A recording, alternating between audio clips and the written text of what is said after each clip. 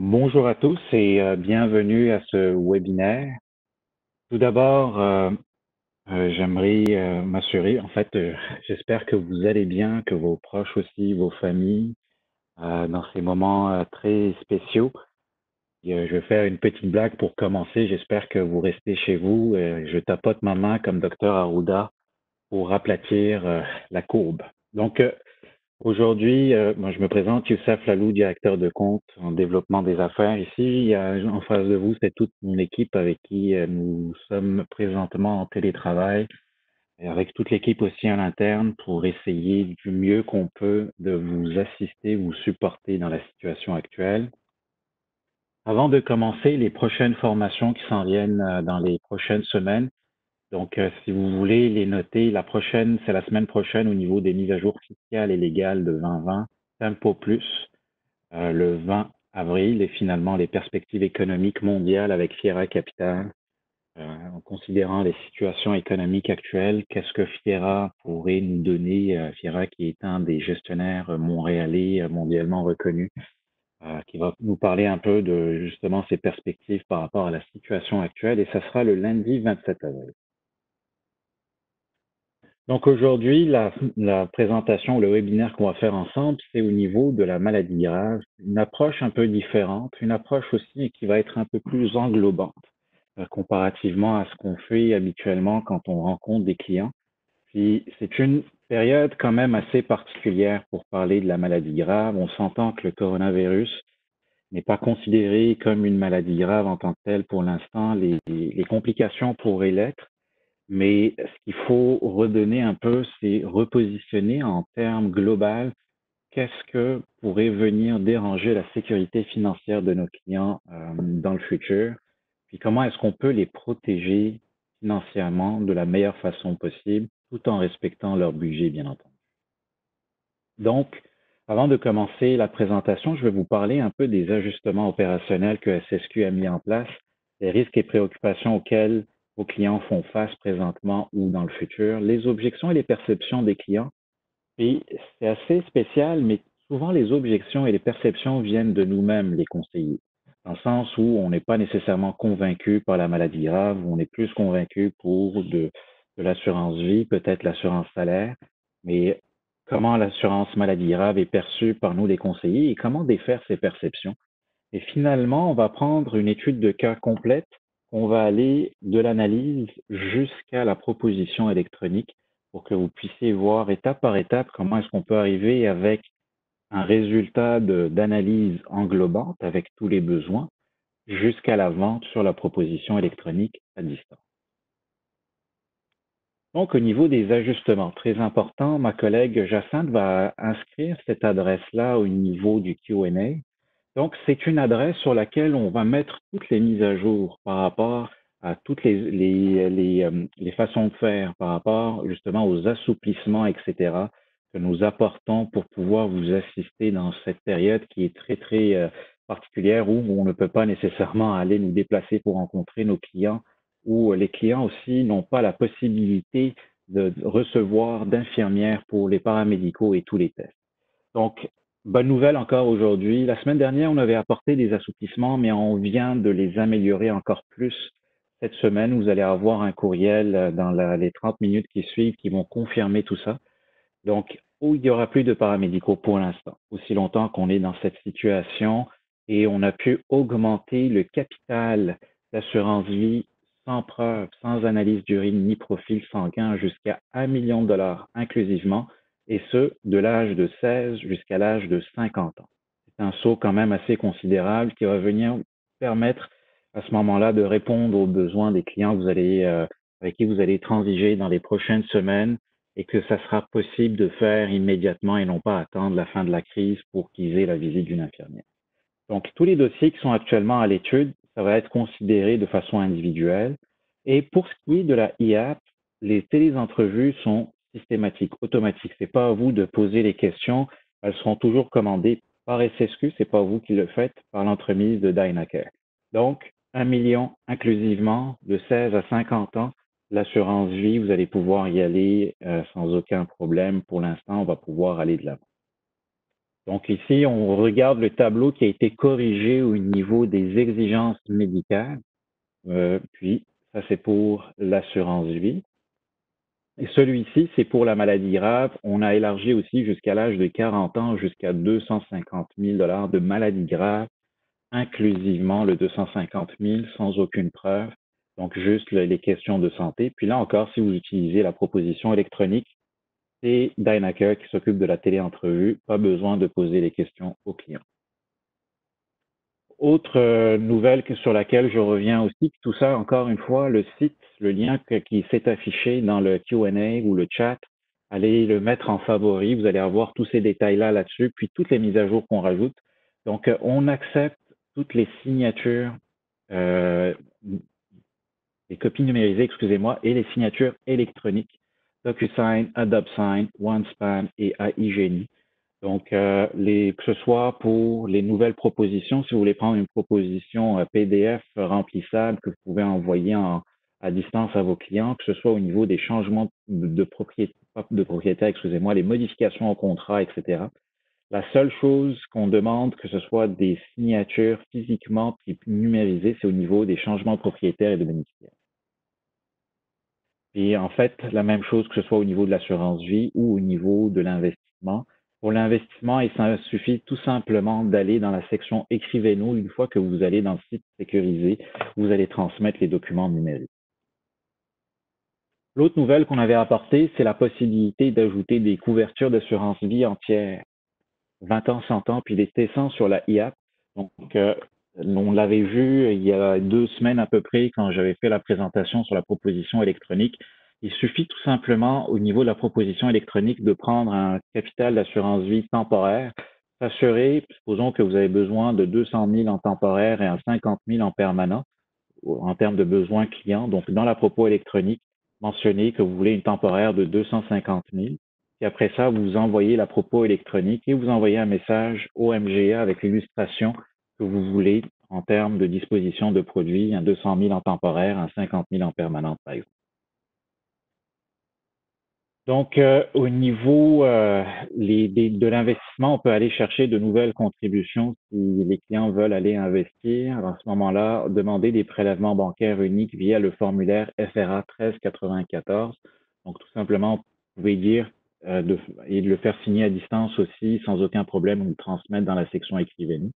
Ou on peut aussi faire un paiement en ligne directement en ajoutant SSQ, assurance investissement en tant que fournisseur dans le compte bancaire des clients. Ils peuvent aller là-dedans et ils vont mettre leur numéro d'adhésion comme numéro de référence. Et à ce moment-là, on va pouvoir ajouter ces montants-là à leur adhésion. Toujours pour les investissements, retrait, puis les règlements de décès.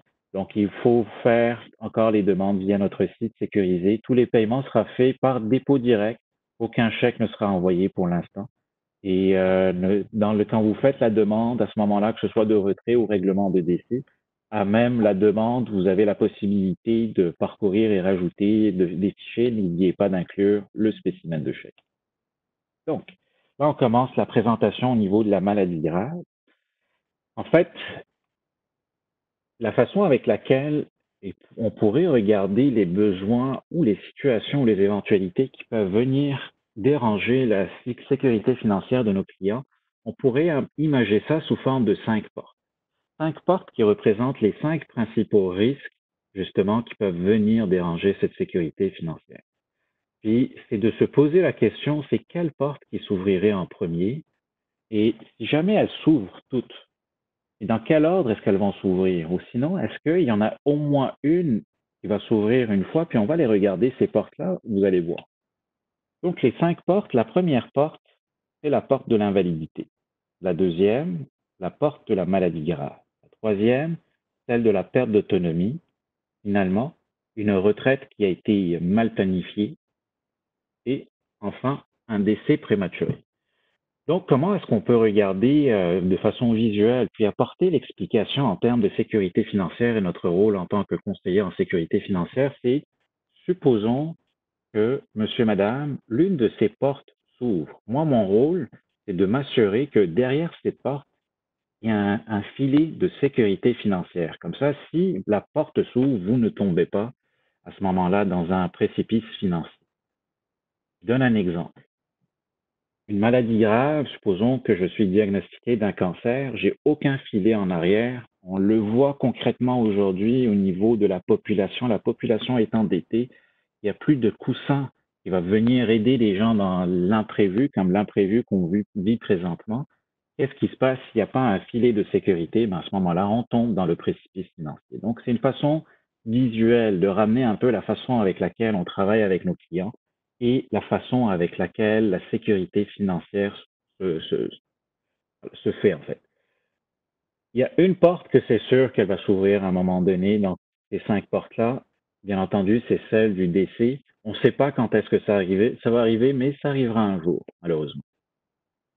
Puis, chacune des portes peut aussi influencer celle de la retraite. Supposons qu'on tombe invalide ou on perd d'autonomie, puis on n'a pas de filet. Qu'est-ce qui se passe à ce moment-là? La seule façon d'aller chercher souvent de l'argent, ben, c'est d'emprunter, et on a la capacité pour, ou sinon, c'est d'aller gruger dans nos épargnes. Et nos épargnes, elles servent à quoi? Ben, à la retraite. Donc, c'est possible aussi que ces portes-là, si elles sont mal gérées, peuvent venir interférer au niveau de la gestion des autres. Donc, si l'une de ces portes vient de s'ouvrir, c'est un espace qui est complètement vide, des sas financiers. Donc, ça résume un peu ce que je viens de vous dire au niveau de l'image qu'on a vue précédemment. Ça sera retenu par un filet de protection, c'est une survie financière.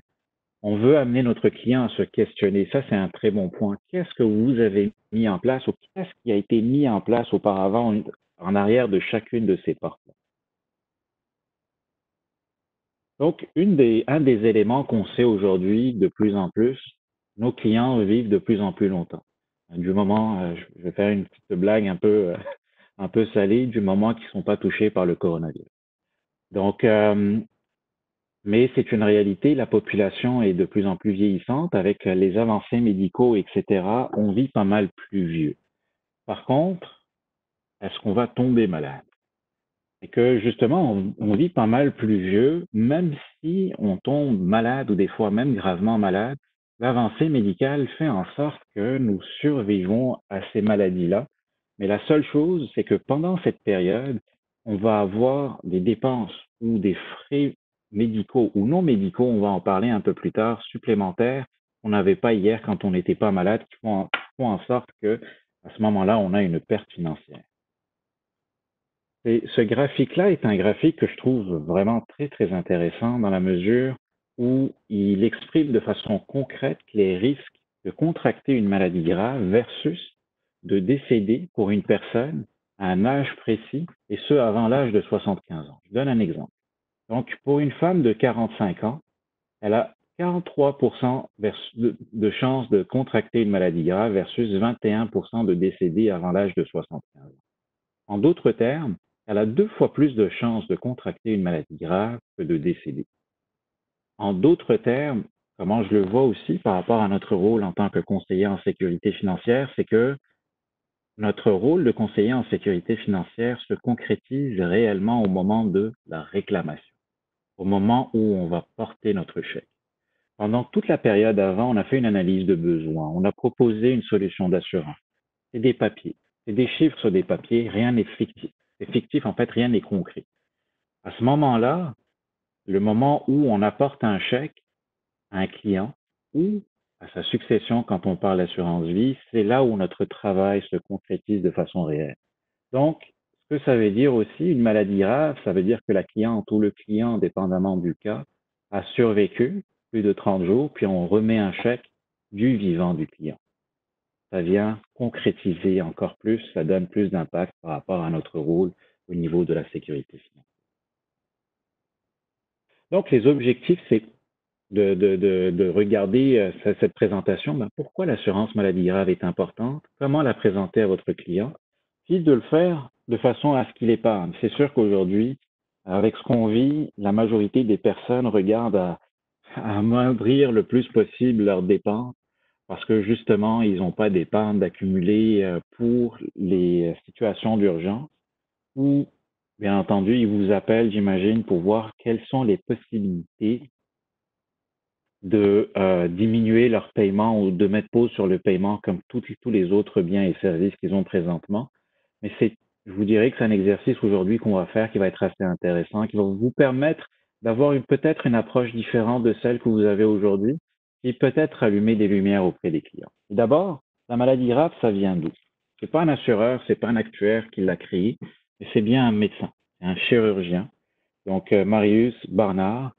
Et en fait, il a créé cette protection-là parce que plusieurs de ses patients qu'il avait opérés, etc., revenaient le voir en lui disant, ben, ma situation après la chirurgie est d'autant plus précaire parce que je n'ai plus les moyens de survivre de la manière avec laquelle je veux survivre. Parce que les gens, ça leur avait coûté tellement cher de payer leur chirurgie, ils ont survécu et l'après-maladie était lamentable financièrement. C'est là où il est revenu avec cette phrase, ce n'est pas seulement parce que vous allez mourir que vous avez besoin d'assurance, mais aussi parce que vous allez vivre. C'est un point extrêmement important quand on explique, excusez-moi, la maladie grave. C'est pas tant les dépenses pendant la maladie. Oui, c'est extrêmement important, on en parle dans l'analyse et il faut les exprimer à nos clients, mais c'est aussi après la maladie. C'est là où commence réellement on peut le dire d'une certaine façon, une nouvelle vie dans le contexte où on va vouloir changer des choses, profiter différemment de la vie, etc. Vivre vieux ne rime pas toujours avec vivre mieux. Donc, si on prend un peu les statistiques aujourd'hui au niveau des cancers, 63% vont survivre au cancer au-delà de 5 ans. Qu'est-ce que ça veut dire? Si je prends un exemple très très simple, justement par rapport au cancer. Si je prends l'exemple d'une jeune famille, d'une jeune dame, début trentaine, qui veut avoir des enfants et qui tombe gravement malade, diagnostiquée d'un cancer. Le problème, c'est que la radiothérapie et la chimiothérapie vont faire en sorte très probablement qu'elle va devenir stérile, qu'elle ne pourra plus avoir d'enfants. Donc, qu'est-ce qu'il faut faire à ce moment-là avant de commencer les traitements? Ben, il faut à ce moment-là aller recueillir des... va falloir recueillir, excusez-moi, je perds mes mots, désolé. Il va falloir recueillir à ce moment-là des ovules, désolé, puis les congeler, etc. C'est quelque chose qui peut être extrêmement coûteux. Par contre, en ayant une protection en cas de maladie grave, le diagnostic est fait. Après 30 jours, on verse le montant. Ça va permettre à ce moment-là d'avoir les montants nécessaires pour aller faire cette opération-là, mettre les, euh, les, les ovules, excusez-moi, de côté, puis lui permettre par la suite d'avoir tous les traitements aussi pour pouvoir aller chercher son objectif et avoir un an. Donc, l'exemple qui montre ici, c'est avant le début des traitements, on a besoin d'argent, peut-être pendant le traitement, puis après le traitement, bien entendu, là encore, la cliente, elle va pouvoir réaliser son rêve de pouvoir avoir des enfants. L'autre exemple, c'est 95% des personnes admises à l'hôpital après une crise cardiaque survivent. Puis l'exemple que je donne là-dedans, c'est vraiment l'exemple des personnes, des travailleurs autonomes. Les travailleurs autonomes, je vous donne l'exemple d'un comptable. Là, supposons, on est dans la pleine période des déclarations d'impôts, etc. Super période de stress. C'est sûr que, bon, là, cette année, c'est un exemple un peu différent dans le sens où c'est reporté peut-être pour certains clients jusqu'au mois de juillet, août. Mais on va prendre l'exemple habituel. Un comptable, il est dans sa période de déclaration d'impôts, il est submergé de demandes, il par le stress, etc., il fait une crise cardiaque. Qu'est-ce qui se passe? Il a une assurance salaire, mais après 30 jours, c'est terminé selon la notion de l'invalidité. Ben, il n'est plus invalide, il sort de l'hôpital, il peut commencer tranquillement à travailler. Mais le problème, c'est que pendant ce mois ou 2 ou 3 mois de convalescence, il a reçu son assurance salaire qui lui a permis à remplacer ces 3 mois de revenus. Mais n'oublions pas que ces 3 mois représentent quasiment 80% de son revenu annuel. Donc, et ses clients, vu que bon, il n'était pas là pendant cette période, ben, ils ont été faire affaire avec un autre comptable. Et c'est très probable que ces clients-là ne reviennent pas non plus parce que bon, on ne veut pas se retrouver à la dernière minute avec un comptable qui n'est pas disponible.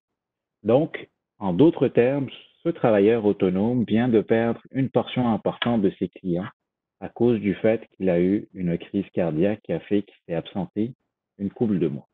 Donc, la maladie grave pourrait venir couvrir cette perte financière.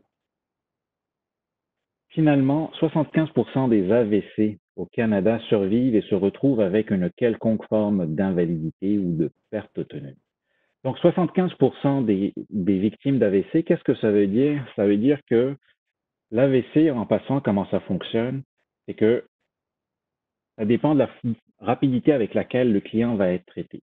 Si le client attend plusieurs heures, il va avoir à ce moment-là des répercussions qui vont être pas mal plus grandes, allant jusqu'à la chaise roulante, etc. Puis, ce que ça veut dire là-dedans, c'est que on sait souvent là, au niveau de l'AVC, il y a des personnes qui arrivent à le percevoir, d'autres pas, et que cette personne-là peut se retrouver en perte d'autonomie pendant plusieurs années et avoir besoin d'aide autour d'elle, qui va engendrer à ce moment-là des dépenses supplémentaires. Puis on le sait aujourd'hui, les CHSLD sont complètement pleins. Puis comment est-ce qu'on va aller pouvoir avoir une chambre peut-être dans un hôpital privé ou quoi que ce soit? Ben, à ce moment-là, la maladie grave pourrait aider à ça. Donc on a le choix. Est-ce qu'on subit la maladie ou est-ce qu'on agit? Donc, c'est vous donner la possibilité au client de choisir. Voici les risques, voici les impacts, et c'est de lui poser réellement la question par rapport à sa réalité personnelle. Là, ce que je viens de vous donner, c'est des exemples. Des exemples, ça représente toujours les autres personnes. C'est vraiment de les mettre en condition par rapport à leur réalité à eux. Supposons que telle affaire arrive, quelle est votre position présentement par rapport à ça et qu'est-ce que vous allez faire? C'est qui l'entourage qui va vous aider? C'est quoi les moyens financiers que vous avez mis en place? Donc, un exemple aussi intéressant de subir les conséquences liées à la maladie versus s'agir, ça aussi, c'est une travailleur autonome, deux enfants. C'est un cas réel. C'est une réclamation qui a été faite chez SSQ, puis elle a apporté son témoignage par la suite. Donc, la cliente a préféré, à ce moment-là, ben, elle a eu la possibilité de mettre en pause son entreprise pendant plusieurs mois pour s'occuper justement de la maladie de son mari, s'occuper de sa jeune famille, etc. Parce qu'une maladie grave aussi, ce que ça peut impliquer, supposons que moi je suis diagnostiqué aujourd'hui, je dois aller 3 fois par semaine faire une chimiothérapie à l'hôpital. C'est qui m'accompagne, qui me ramène? Je ne pourrais pas conduire au retour. Ça va être très très délicat. Est-ce que je prends un taxi ou c'est quelqu'un qui m'accompagne? Ma conjointe, très probablement. J'ai deux jeunes enfants, c'est qui les garde? C'est quand même assez particulier.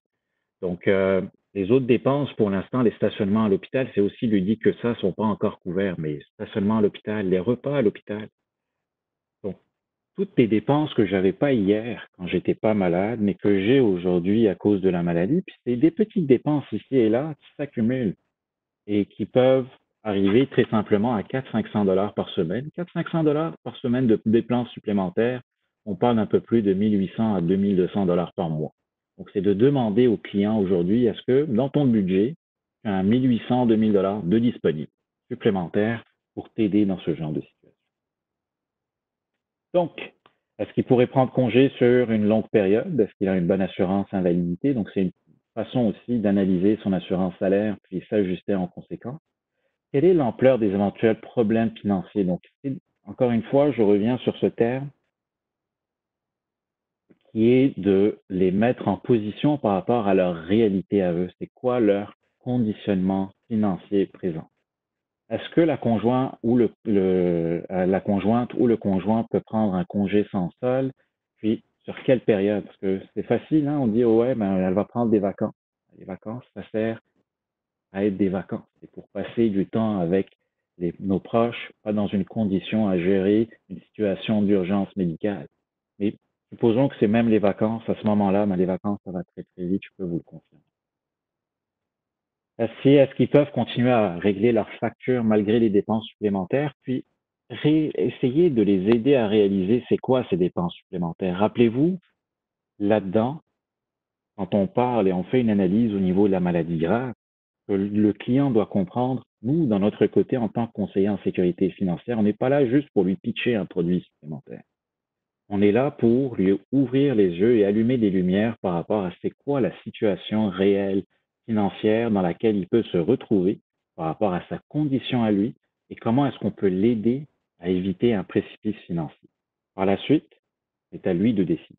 Très important, oui, il faut respecter le budget. On va regarder tout à l'heure comment on peut le faire.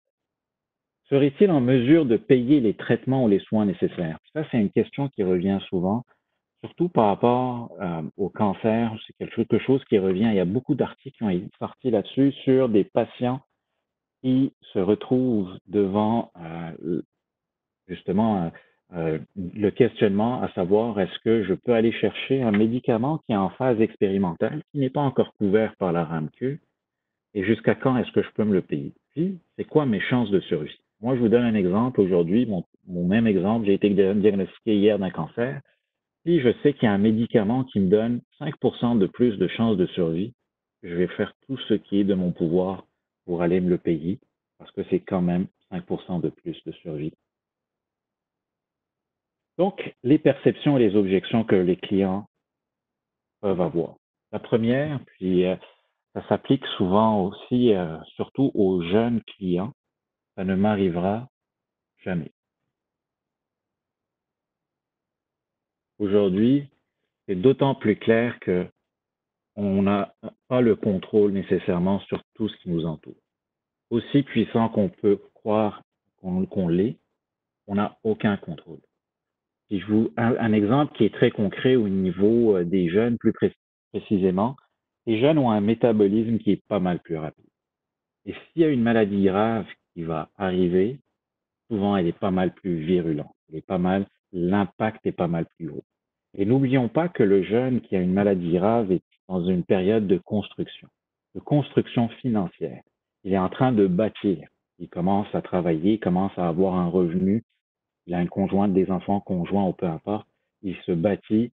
Si ça arrive à ce moment-là et que c'est virulent et que ça implique des dépenses financières importantes, c'est sûr et certain que ça vient miner pas mal de ses projets futurs.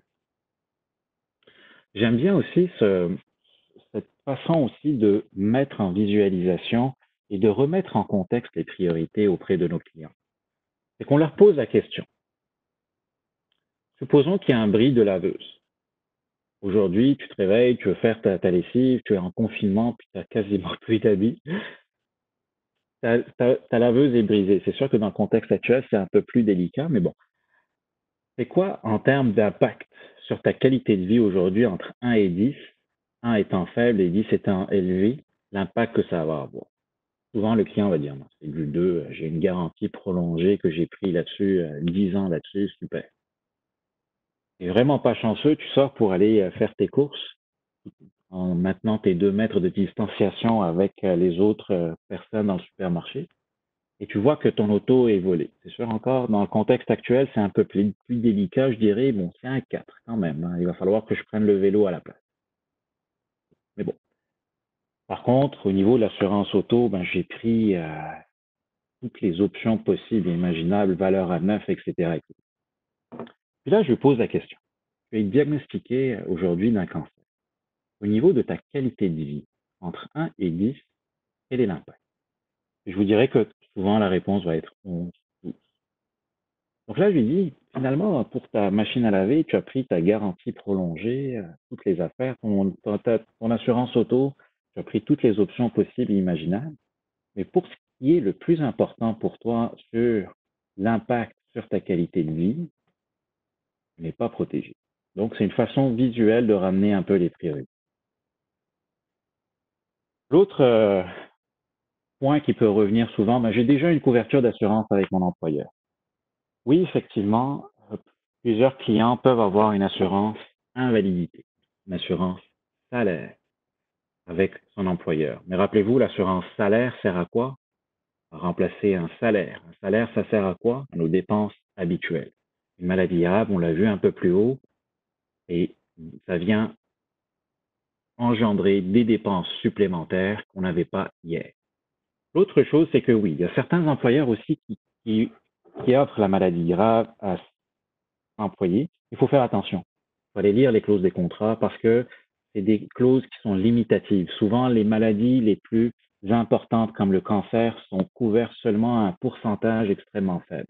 Donc, prenez le temps à ce moment-là de valider le cahier collectif pour s'assurer comment est-ce qu'il est protégé. Et ça va permettre aussi de le rassurer. Parfait, ben, si c'est une bonne couverture, tant mieux, tu es bien couvert.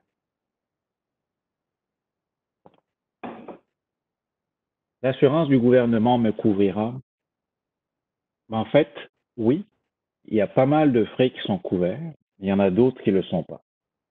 L'hébergement. Je vous donne un exemple, un enfant qui est hospitalisé à Sainte-Justine, par exemple.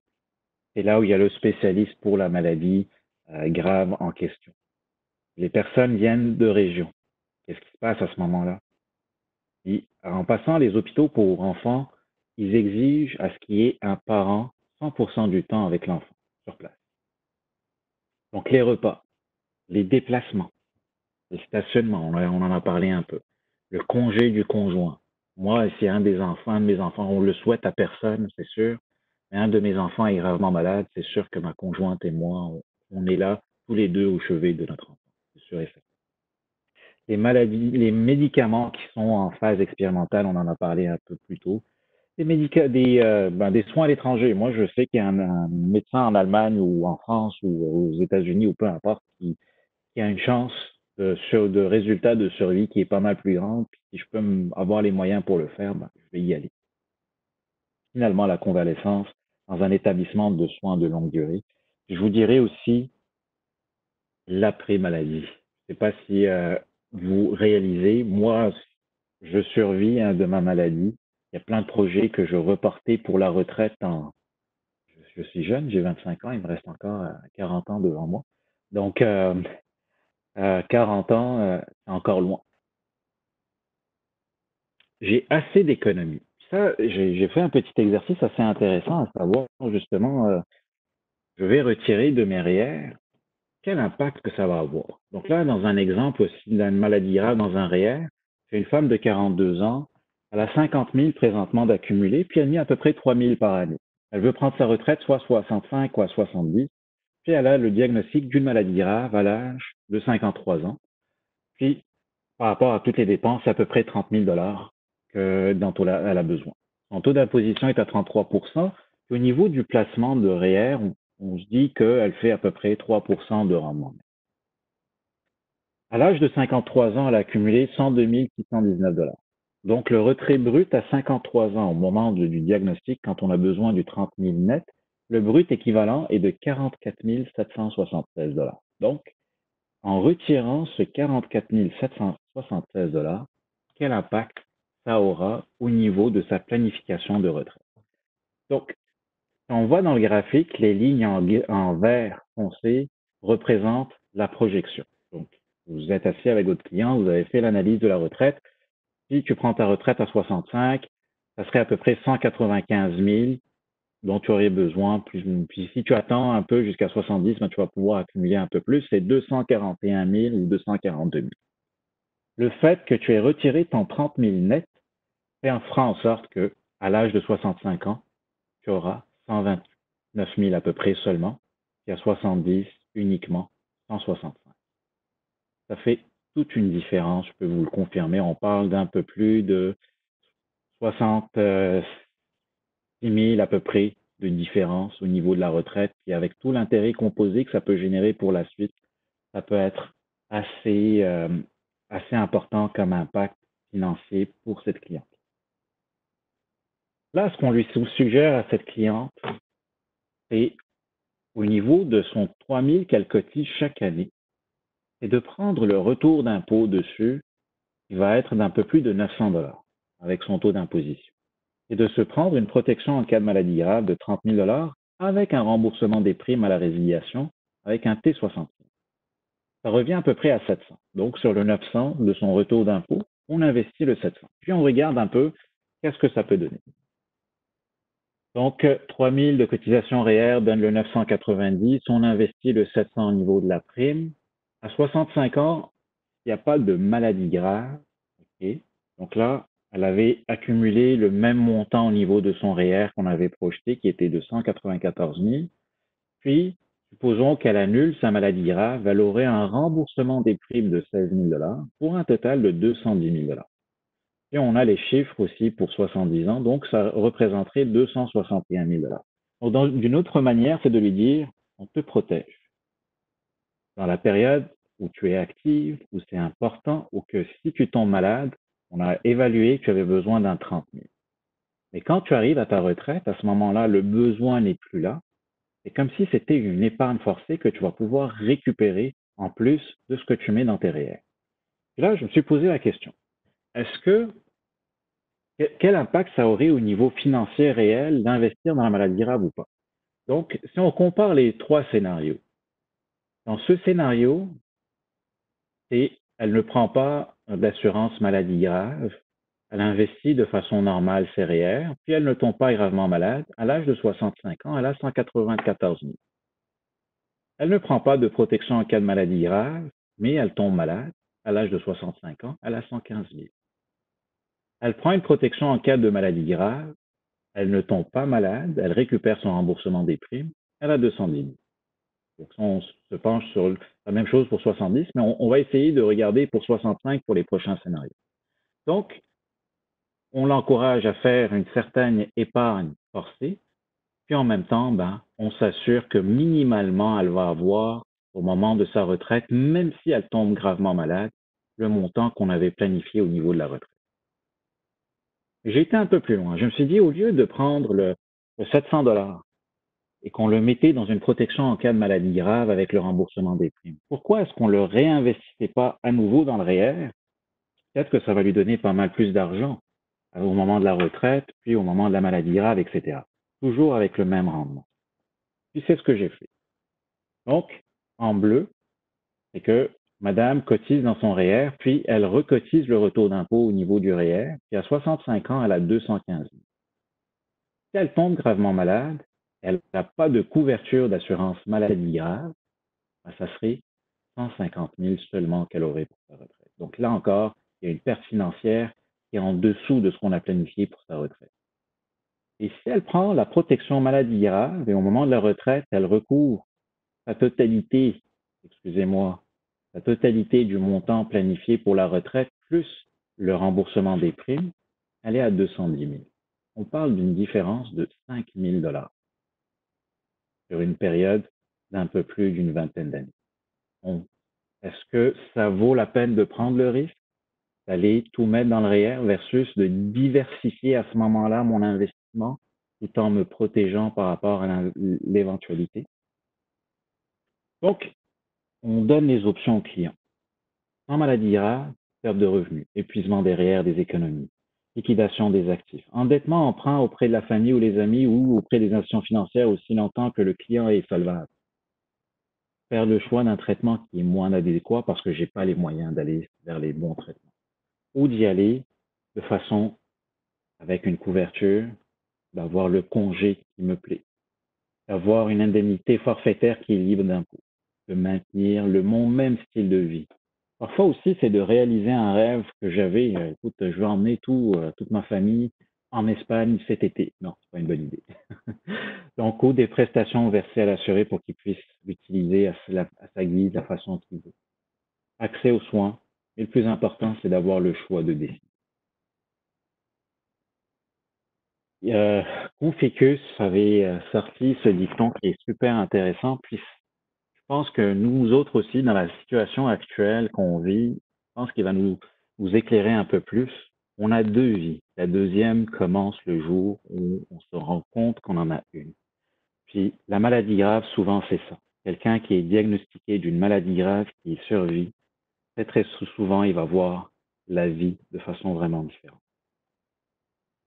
Les perceptions des conseillers. Il me reste à peu près 22 minutes, donc il va falloir que j'aille assez vite pour vous présenter le cas. Ça coûte trop cher. Je vais aller très vite. Le cas d'exemple qu'on va voir ensemble va prouver que c'est possible de pouvoir bien couvrir les clients de façon globale tout en respectant leur budget. L'assurance maladie grave est trop complexe. Les définitions ont été standardisées dans l'industrie au cours des dernières années. Il y a des régimes qui se sont créés qui sont extrêmement simples. Il ne faut pas oublier votre rôle. Votre rôle, c'est de s'assurer, peu importe ce qui arrive à votre client, comme éventualité, qu'ils aient les moyens nécessaires financiers pour rebondir par rapport à cette condition. C'est de prodiguer les bons conseils. Puis, il ne faut pas oublier que votre rôle, puis ça fait partie de votre code de déontologie et du mien aussi, c'est de favoriser les mesures d'éducation et d'information. Ça veut dire quoi? C'est d'expliquer ce que c'est au client. C'est pas juste de rentrer et de dire, bah non, si je lui propose ça, etc., il va dire que je suis en train de lui pousser un produit, puis il n'a même pas le budget pour expliquer aux clients. Démontrez-le, leur l'impact que ça peut avoir sur leur situation, sur leurs conditions et sur leur mode de vie à eux, et laissez-les décider. Et ce qui est intéressant avec FSQ, c'est qu'on peut tout avoir dans un seul et même contrat. L'invalidité, maladie grave, perte d'autonomie qui est intégrée dans notre maladie grave. La retraite, en préservant à ce moment-là tout ce qu'on a planifié au niveau de la retraite, puis l'économie au niveau du remboursement des primes. Et finalement, l'assurance vie aussi, on peut tout mettre dans un seul et même contrat. Donc l'exemple qu'on va voir ici, un couple 45-43 qui ont présentement une assurance hypothécaire avec une instance financière, hypothèque de 250 000. Hypothèque de 250 000 avec un amortissement sur 25 ans avec un taux d'intérêt de 3%. Donc, ça coûte à peu près 1100, on va arrondir à 1185 000. Okay, donc là, j'ai été sur le site d'une institution financière, puis j'ai dit, OK, 250 000, 3% sur 25 ans, qu'est-ce que ça coûte? Et j'ai demandé aussi sur le même site, si je prends l'assurance vie et invalidité hypothécaire avec cette institution financière, qu'est-ce que ça coûte? Donc, assurance vie, invalidité, 100%, 100%. Donc là, on vient d'avoir la nouvelle mensualité incluant l'assurance, puis on va avoir le taux d'intérêt qui inclut et l'hypothèque qui était à la base à 3%, puis il rajoute un taux d'intérêt qui constitue justement le coût d'assurance vie et invalidité qui, dans ce cas-ci, serait de 1 et 19%.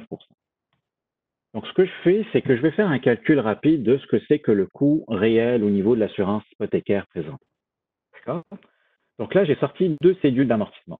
Une de 250 000 à 3% sur 25 ans, puis une autre, toujours à 250 000, mais cette fois-ci avec le taux d'intérêt incluant l'assurance sur 25. Donc, ce qu'on voit ici, la différence de coût ou de mensualité ou de paiement mensuel, c'est ce qu'on appelle le coût direct. Normalement, son hypothèque, c'est ce qu'il devait payer. Parce qu'il a pris l'assurance, ça lui coûterait 1340,93 au lieu de du 1183. Donc, le coût direct est de 157,90. Par contre, dans n'importe quel type de prêt, plus le taux d'intérêt est haut, plus on va payer plus d'intérêt que de capital les premières années. Donc, si on voit justement un renouvellement après 5 ans, c'est qu'on va regarder les soldes à découvert après 5 ans. Donc, normalement, le client, son solde à découvert après 5 ans devait être de 213 658, mais dans ce cas-ci, il y a une petite erreur de calcul, elle est de 218 349. Donc, j'ai été un peu plus généreux que ce que ça devait être, mais c'est pas grave. Donc, c'est 218 349. Donc, on parle d'une différence d'à peu près 5 000 $. 5 000 $ sur 6 ans, ça représente un peu plus de 80 $ par mois. Moi, j'ai été très, très généreux. Je me suis trompé de calcul. Je m'en excuse. Mais j'ai travaillé malgré tout avec ce budget-ci, qui est le total du coût direct et ce qu'on appelle le coût indirect, qui est la différence d'amortissement sur une période de 5 ans. Donc, mettons que dans ce cas-ci, ça leur coûte 199, sachant que ça coûterait un peu plus de 217 normalement. Là, je sors une première solution SSQ, donc impôt plus, décroissant, conjoint premier décès, c'est un peu ce qu'ils avaient avec l'institution financière, 250 000, l'invalidité pour monsieur et pour madame, prestation d'invalidité extrême, j'arrive à 143,9. Donc, je vois concrètement que j'ai encore la possibilité de couvrir et d'englober les besoins de mes clients, sachant que j'ai une protection quand même qui est à plus haut niveau. Ici, je décroît à 50% et je reste fixe. Ma prime est fixe et garantie pour les 25 prochaines années. Le contrat appartient aux clients. Peu importe ce qu'ils veulent, dans les prochaines années, s'ils veulent changer d'institution financière, le contrat va les suivre, peu importe leur assurabilité à ce moment-là. Ils choisissent eux-mêmes leurs bénéficiaires. Ils choisissent eux-mêmes quoi faire des montants d'assurance une fois qu'ils vont être recueillis. Puis, bien entendu, possibilité de transformation vers des produits à plus long terme. Donc là, on va vers une autre solution où on va intégrer une protection de maladie grave de base. Donc, c'est ce que je disais un peu plus tôt. On a la possibilité de respecter le budget du client tout en les couvrant de façon assez adéquate. Donc, on englobe le besoin. Il y a un 20 000 qui couvre les trois principales maladies, cancer, AVC, crise de cœur. Et la prime pour l'avenant maladie grave est bonne jusqu'à l'âge de 80 du client, 174,57. vais un peu plus loin. Je bonifie encore le contrat. Cette fois-ci, je leur propose une protection qui va couvrir, donc protection enrichie, qui couvre les 25 maladies en temporaire 20 ans et pour 25 000 pour chacun des clients. Je suis encore moins cher que ce que les clients payent présent.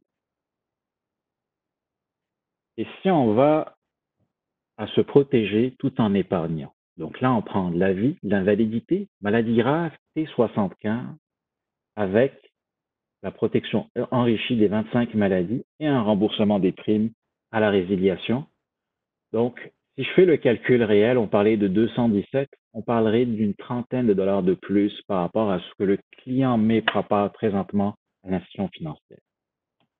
30 dollars seulement de plus qui va leur permettre, à l'âge de 65 ans, d'avoir pour monsieur 11 800 dollars et pour madame 11 647. Faites le calcul. 30 dollars par mois sur une période d'une vingtaine d'années. Qu'est-ce que ça donne versus le 23 000 dollars qu'on a ici au niveau du remboursement des primes. Donc, ce qu'on vient de faire, on vient d'englober les clients en termes de besoins. On a couvert les principaux besoins qu'ils avaient. On a respecté le budget. On les a incités à faire une sorte d'épargne active en étant protégés au niveau de la maladie grave, qui ne tombent pas gravement malades, qui vont pouvoir récupérer au moment de leur retraite. Donc, si on prenait ce cas-là, concrètement, et qu'on allait le mettre sur la proposition électronique, donc là, je vais aller me connecter sur ssq.ca, se connecter. En passant, Jacinthe va vous envoyer aussi le lien pour la proposition électronique. C'est le lien général. Là-dessus, il y a toutes les vidéos, tout ce qui est pratique, etc. à savoir là-dedans, l'utilisation, la vente à distance. C'est ce qu'on va faire ensemble encore aujourd'hui, mais on va aller voir tout ça ensemble. Donc moi, j'avais déjà commencé à préparer la proposition électronique pour que ça aille pas mal plus vite. Donc, je vais aller dans mes propositions sauvegardées. Et c'est la dernière. Donc, dans ce cas-ci, on a fait l'analyse. On s'en va avec ce que je vous ai montré, la dernière illustration. Ce qu'on fait, c'est une vente à distance. Donc là, je vais venir ici, je vais choisir à distance. Je vais avoir un message général qui dit qu'il y a certaines limitations au niveau de la vente à distance. Donc, je vous inviterai à lire un peu plus tard quand vous irez faire l'exercice. À ce moment-là, ce que je vais faire, c'est que je vais inviter mon client, une fois que je vais être prêt, à se connecter à distance avec moi. Donc, je vais aller ouvrir supposons que mon client a Google Chrome. Je lui dis, va sur Internet, connecte-toi sur Google Chrome. Puis, cette fenêtre ici, c'est ma fenêtre du conseiller. Celle-ci du Google Chrome, c'est celle du client. Donc, vous lui dites, allez vous connecter sur cette adresse-là. Vous allez toujours la voir s'afficher quand vous choisissez la vente à distance. C'est nsg6.com.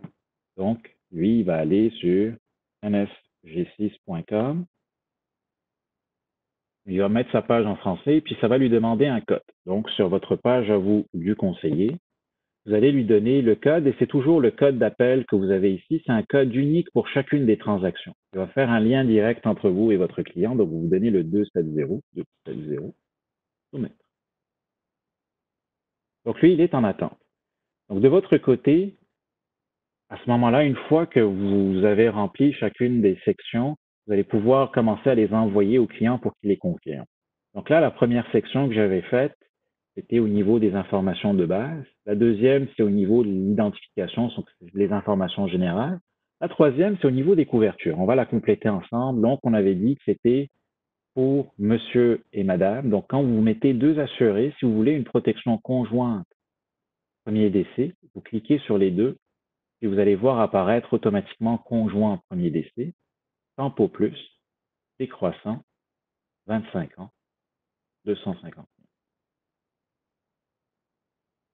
Ensuite, on avait une protection de couverture 2 de maladie grave. Donc là, on va aller choisir notre couverture 2.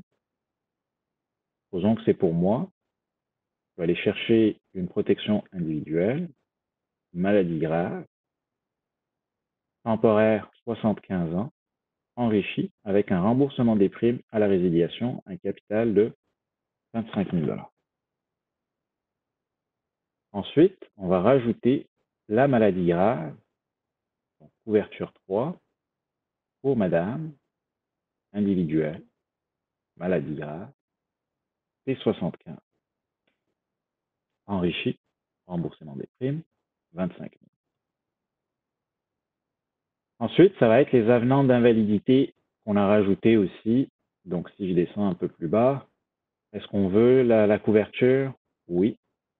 À ce moment-là, est-ce que vous êtes conjoint au foyer? Non. Est-ce que vous congé parental? Non. Est-ce que vous travaillez 8 heures par semaine? Oui. Oui. Travail à domicile, 0%. Dans ce cas-ci, en ce moment, je pense que tous ceux qui font du télétravail, c'est quasiment à 100%.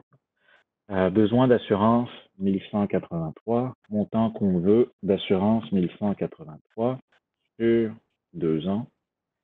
Est-ce que est assuré ailleurs? Non. Est-ce qu'il y a l'assurance crédit collective est offerte par l'institution financière? Mettons oui. On va dire que oui, il a déjà une assurance et qu'elle sera remplacée. Et je vais aller rapidement aussi, la même chose pour madame, si vous permettez. Oui. Non.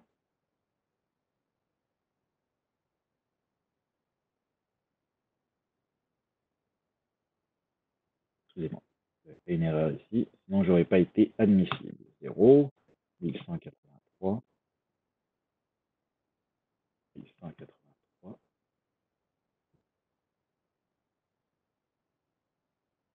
Non. Et oui. Et voilà. Donc là, j'ai ajouté tout ce que j'ai pris comme couverture. Je clique sur calculer. Ça va aller me calculer la totalité de la prime comme ce qu'on avait vu un peu plus tôt. Donc là, je suis prêt à commencer à transiger. J'avais rempli aussi les autres sections de détails clients et bénéficiaires, etc. Donc, je vous invite aussi, avant d'appeler votre client pour faire la transaction, de pré-remplir le plus d'informations que vous avez. Dès que vous remplissez, vous cliquez soit sur suivant ou soit sur la disquette en haut. Ça va automatiquement sauvegarder vos données. Donc, je reviens ici, puis mon client est prêt. Il est sur son Google Chrome. Il attend mes instructions. Je lui envoie ces sections. J'envoie au client pour confirmer. Ah, là, j'ai un message d'erreur comme quoi j'ai oublié quelque chose. Ah, je l'avais fait exprès pour que vous puissiez le voir. Donc, quand j'oublie quelque chose, ce qui est intéressant avec la propos électronique, c'est que toutes les informations importantes que l'assureur doit avoir pour compléter et sans vous avoir à vous écrire plusieurs fois, vous allez voir toujours un message d'erreur avec un astérix rouge qui va s'afficher. Donc, tout ce qu'on reçoit va être complet pour finaliser le dossier. Vous allez gagner pas mal plus de temps au lieu de vous envoyer plusieurs courriels de confirmation. Donc là, je lui envoie, ça dit que c'est en attente. Donc lui, de son côté, je pense que j'ai attendu un peu trop.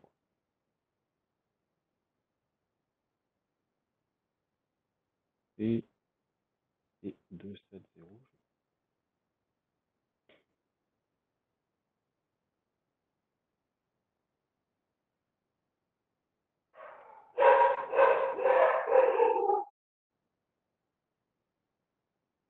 OK. Donc, je lui envoie. De son côté, donc il voit un peu la première page comme quoi c'est en français, protection de la succession, etc. Il va mettre je suis d'accord. Donc dès qu'il clique sur je suis d'accord, vous de votre côté, ça dit que ça a été validé. Donc là, on va aller suivant. Identification, la même chose. Je vais envoyer à ce moment-là, ça a été déjà validé, mais je vais le refaire pour que vous puissiez le voir. Je lui envoie l'indication, puis là, il va avoir toutes les informations sur le nom, prénom, date de naissance, oui, madame, etc. Parfait, tout est beau, je suis d'accord. Je continue. Suivant, là, on arrive à la couverture et je le renvoie à ce moment-là au client pour qu'il puisse confirmer. Je dois recalculer. Et le client, ce qu'il va voir apparaître. Donc, pour monsieur et madame, impôt plus 25 décroissant conjoint de premier décès, la maladie grave avec le remboursement des primes à la résiliation, la maladie grave avec remboursement des primes à la résiliation, l'assurance invalidité avec la prime mensuelle et la prime annuelle, tous les détails par rapport à l'assurance invalidité comme ce qu'on avait recueilli au niveau de la proposition. Et clique, je suis d'accord. Je reviens ici. Donc, et chaque section qui est confirmée avec le client, vous allez voir qu'elle a été barrée ici en haut, puis il y a eu un crochet. Détail du client. Là, j'avais déjà tout pré-rempli, donc je vais envoyer au client pour confirmer. Donc, comme quoi je suis né au Canada, la date, les adresses, numéro de téléphone, c'est une téléentrevue qui va se faire. J'ai fait la validation du permis de conduire. Puis est-ce que j'avais des assurances en vigueur ou pas? Non. Est-ce que j'occupe un emploi? Puis le détail de l'emploi. Donc, on envoie pour monsieur, on confirme pour monsieur. Ensuite, on fait la même chose, on envoie. Et on a préféré faire ça en petites sections pour que le client ne se perde pas là-dedans. Imaginez si on envoyait tous d'un seul lot, une trentaine de pages, parce que le client, ben, j'exagère avec 30 pages, mais supposons une dizaine de pages, quand même assez long à vérifier. Pardon, alors que si on y va section par section, ben, à ce moment-là, ça nous permet d'y aller, de retrouver des erreurs pas mal plus facilement. Donc là, cette section-là, détail client, est terminée. On va faire la même chose au niveau des bénéficiaires. Donc là, on voit le bénéficiaire s'afficher. S'il y a eu une erreur, supposons, puis il dit, ah, finalement, c'est pas bon. Vous, dans votre plateforme, vous cliquez sur Cancel ici ou Annuler, puis vous apportez les modifications. Juste pour aller plus vite, un peu limité par le temps présentement. C'est la même chose pour le deuxième bénéficiaire qui va s'afficher du côté du client. Donc oui, tout est beau, super, excellent, je suis d'accord. Là, il nous reste le paiement. Donc dans ce cas-ci, je prenais pour les deux assurés, je peux aussi mettre non, parce que dans ce cas-ci, ils ont déjà l'assurance à la caisse. Donc, excusez-moi, à l'institution financière, c'est ça que je devais dire. Donc, on met non pour l'assurance temporaire immédiate. On peut dire qu'on veut que ça soit payable à la livraison. Donc, le message qu'on avait disait comme quoi c'est payable à la livraison, on ne peut pas avoir de note de couverture. Puis là, est-ce que le client veut entrer tout de suite ses informations bancaires? Si on met oui, bon, vous allez voir afficher les informations bancaires. On va le faire comme ça. On envoie au client.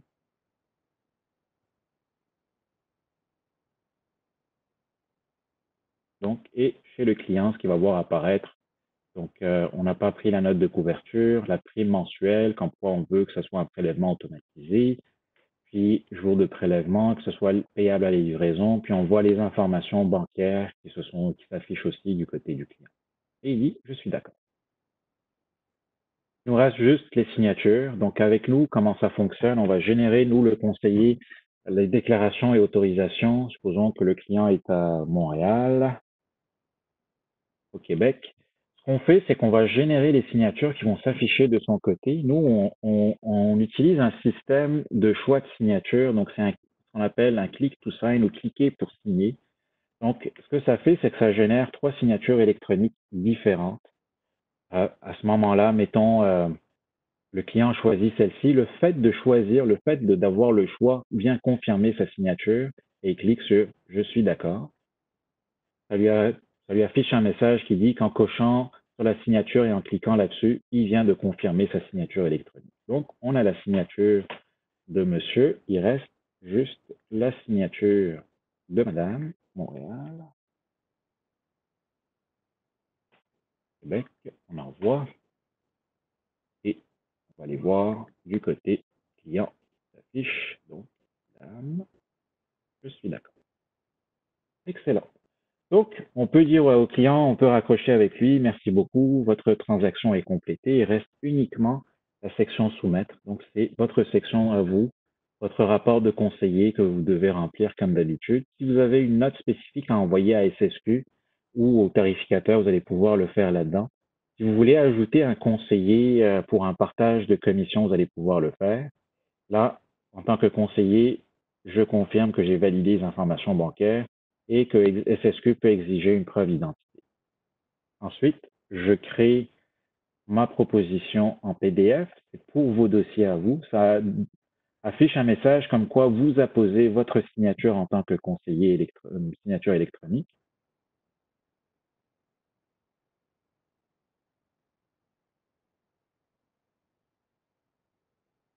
Donc, ce que ça va faire, c'est que ça va générer un PDF qui se trouve à être juste ici.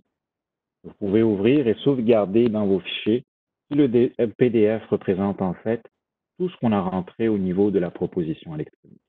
Je rappelle que au niveau de la propos électronique, je vais revenir sur la présentation. Avant d'y aller, bien entendu, si vous voulez que ça se rentre chez SSQ, très important, moi je vais pas le faire, sinon la vente va aller chez SSQ, c'est soumettre la proposition à SSQ. À ce moment-là, on reçoit toutes les données poussées directement dans nos systèmes, on avertit votre MGA, on commande la téléentrevue au niveau de Dynacare, puis vous avez juste à attendre à ce moment-là la décision.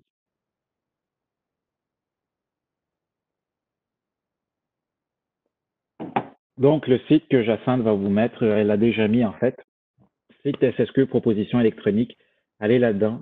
Vous avez aussi accès à la zone de test. Vous pouvez vous amuser à en faire plusieurs. C'est sûr que chaque proposition électronique d'une compagnie à l'autre est différente.